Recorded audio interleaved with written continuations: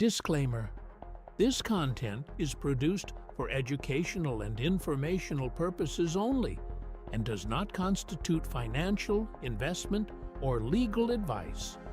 All facts are sourced from publicly available records, including court documents, government filings, and reputable news reporting. This is editorial commentary on publicly reported events. All opinions and analysis belong solely to the Busila Breakdown.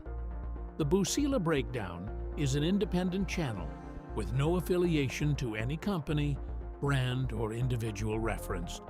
Always do your own research before making financial decisions. In September 2021, J.P. Morgan Chase, the largest bank in the United States, paid $175 million for a startup with 15 employees. The pitch was simple. A platform called Frank had made it easier for millions of students to fill out the FAFSA, the notoriously painful form that decides who gets financial aid for college. 4.25 million students across 6,000 schools were supposedly using it. J.P. Morgan wanted access to those students before they turned 18 and started making banking decisions on their own, so they bought the company outright. There was just one problem. Frank didn't have 4 million users. It had fewer than 300,000, and the woman who ran the company had paid a math professor $18,000 to make the difference disappear. This is the story of how that lie got past one of the most sophisticated due diligence teams on Wall Street and how it finally caught up with her. Charlie Javice founded Frank in 2016, while she was still building her reputation as one of fintech's rising stars. The problem she said she was solving was real. Millions of American families find the FAFSA so confusing that they simply give up and leave financial aid money on the table every single year. Frank promised to fix that. A simple online tool that walked students through the form in minutes instead of hours. It was the kind of mission-driven pitch investors love: complicated bureaucracy, a young founder, real families affected. By 2019, Javice had landed a spot on Forbes' 30 Under 30 list. She was photographed at conferences, quoted in fintech press, treated as proof that a 20-something with the right idea could take on the U.S. Department of Education's own paperwork and win. Here's the part that made Frank interesting to a bank like J.P. Morgan specifically. Teenagers filling out financial aid forms are, in a few years, going to need checking accounts, credit cards, and student loans. If you can put your brand in front of a few million of them before they graduate, you've bought yourself a pipeline of future customers years before any competitor even knows they exist. That's what J.P. Morgan thought it was buying in September 2021. Not just a FAFSA tool, but direct access to 4.25 million students at more than 6,000 colleges and universities. At $175 million, that worked out to roughly $40 per student. For a bank the size of J.P. Morgan, that's a rounding error. If the number is real, it wasn't real. And the way J.P. Morgan found out is almost funny in hindsight.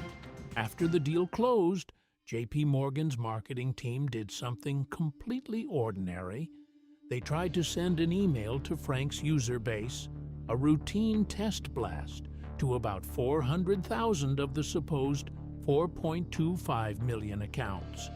Roughly 70% of those emails bounced. Of the ones that did land, only about 1% were even opened. For a bank moving that fast on integration, that's not a rounding error. That's a 5-alarm fire. You don't get a 70% bounce rate on a real actively used customer list. You get that number when the list isn't real. So J.P. Morgan started digging into how Frank had proven its user numbers during the sale in the first place. And what prosecutors later laid out in court was that Javis hadn't just exaggerated. She'd engineered the appearance of scale from scratch. During due diligence, J.P. Morgan had hired an outside data firm to verify Frank's user list. That firm checked that the data had the right fields and structure, names, emails, schools, but it never actually confirmed those were real, living students. And prosecutors say that's exactly the gap Javis exploited. According to trial testimony, she first asked Frank's own head of engineering, Patrick Vovor, to generate fake account data to pad the numbers. He refused. So she went outside the company to a math professor at Queens College named Adam Kapellner and paid him around $18,000 to build a synthetic data set. Over 4 million invented student records, engineered specifically to look real enough to pass a technical review. J.P. Morgan sued in December 2022. The SEC filed fraud charges the following month. By January 2023, the bank had shut Frank's website down entirely. Charlie Javis was arrested in April 2023. The case went to trial in early 2025, and it turned into a genuinely strange spectacle. A Forbes 30 under 30 fintech founder on trial in a federal courthouse in Manhattan, with her own former engineer testifying against her about the moment she'd asked him to fake 4 million people. On March 28, 2025, the jury came back. Guilty on all 4 counts: securities fraud, wire fraud, bank fraud, and conspiracy. Each of those charges alone carried a maximum sentence of up to 30 years. Her co-defendant, Frank's chief growth officer Olivier Aymar, was convicted alongside her. In September 2025, Judge Alvin Hellerstein sentenced Javis to 85 months, just over 7 years, in federal prison. Prosecutors had asked for 12.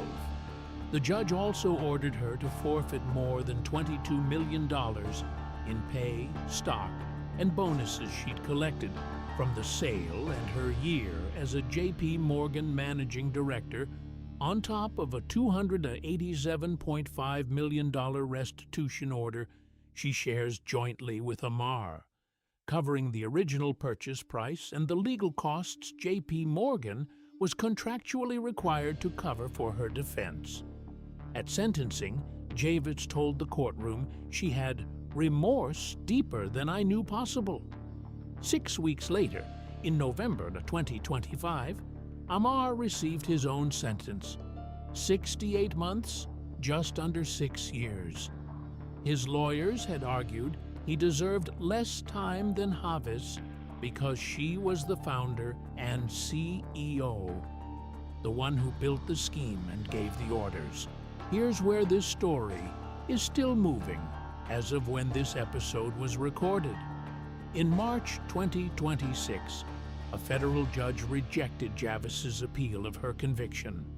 Around the same time, multiple reports surfaced that Javis and people close to her were actively working to build connections with people close to President Trump. A fellow graduate of the University of Pennsylvania's Wharton School, the same school Javis attended, in what's widely being read as groundwork for a pardon request. Whether that goes anywhere is genuinely unknown right now, but it's worth sitting with what it means that it's even a live conversation.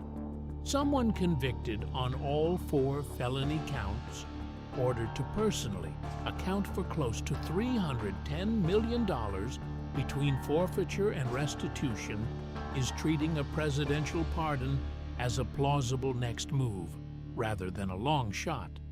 Strip away the courtroom drama, and the number that actually matters here is the $18,000. That's what it costs to manufacture 4 million fake people, convincingly enough to get past due diligence at one of the most well-resourced banks in the world. J.P. Morgan didn't lose $175 million to a criminal mastermind with unlimited resources.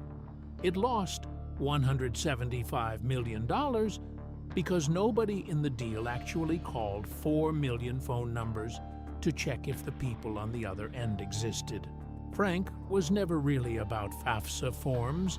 It was about the fact that data in an acquisition is only as trustworthy as the person handing it to you says it is, until somebody actually tries to use it. J.P. Morgan found that out the hard way with an email blast that should have taken 30 seconds to write and ended up costing $175 million to understand. If a bank with that much money and that many lawyers can get fooled this badly, the real question worth asking is how many smaller acquisitions never even hit send on that test email at all. This is the Busila Breakdown,